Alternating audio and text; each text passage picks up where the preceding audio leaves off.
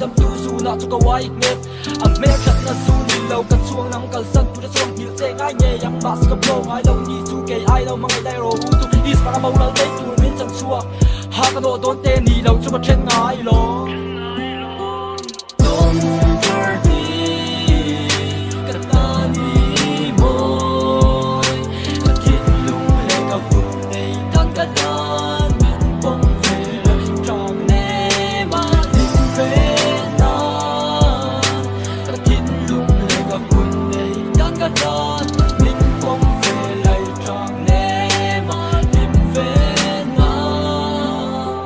cái tuần thơ đi cái lương tung tu lấy dòng xi ngọc thầm về su thầm từ lâu mình nè thấy tu chia sẻ pretty girl thu bờ sẽ chung bên môi nó có hụt vậy lâu chân đua xi ngọc chung vậy phố xiêm thu thêm thêm xi lên chỗ này kim cang mít đang nuôi mèo té biển dây dây cái thu về được dâu dây mi sẽ cái thu về nè lên thằng thiên ăn hell tay về mà sẽ xi ra ăn nồi về được yes ta đi cái tia mà thế nàng dâu hi cái thằng ngang thế cái thu thu sa măng san ini lâu lung phang su ở tì tuần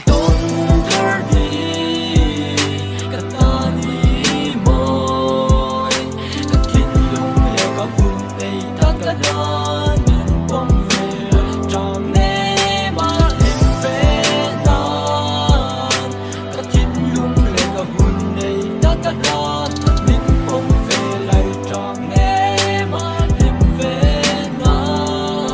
Apple start with A, chicken start with C, banana start with B,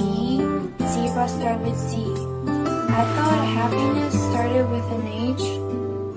but why does